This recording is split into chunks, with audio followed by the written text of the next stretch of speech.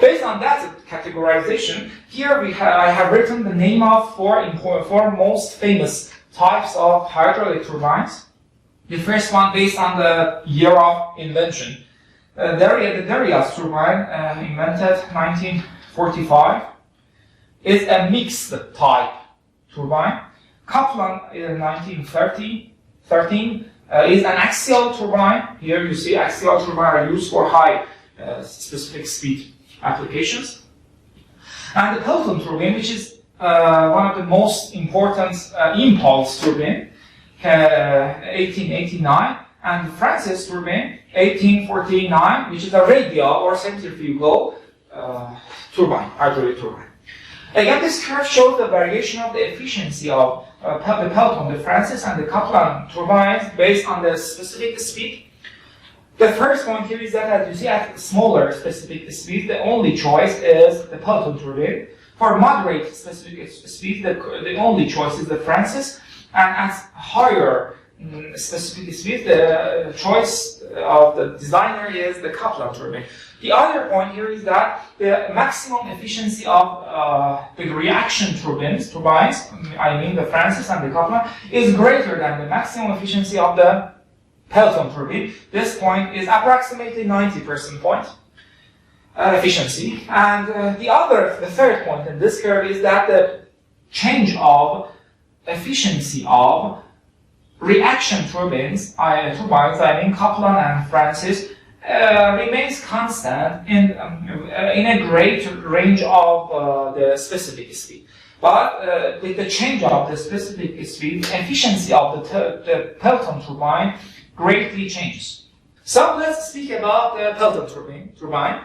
So here the Pelton turbine, as I told you in the previous section, is for high heads or the height of the headwater behind the dam. So if the dam is a very large dam, and so you have a very great amount of water behind the dam, so the head is a large value, so the specific speed is a small value, so your choice should be an impulse turbine, which the Pelton is the most famous one. So for the height of the water behind the dam, between 200 and 1800, the base choice is the Pelton turbine. This figure shows the schematic of the system which is used to generate electricity from water using an impulse turbine or the Pelton turbine. This is the runner or the wheel. There are several cups placed on the outside of the runner. There is an injector here, or the nozzle here, which produces a high velocity water jet.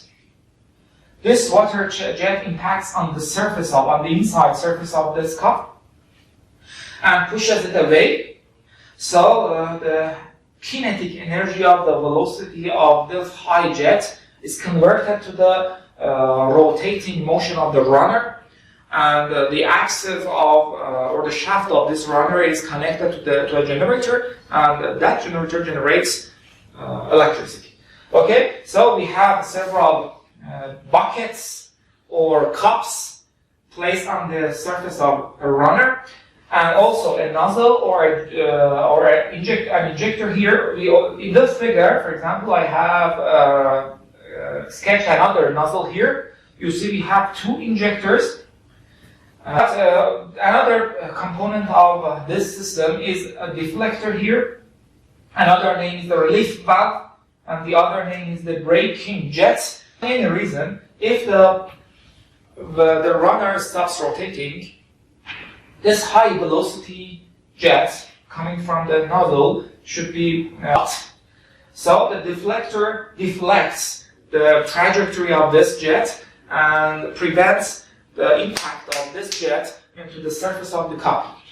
So we have a deflector here, a nozzle or two nozzles or injectors, and cups and the runner. This is the penstock.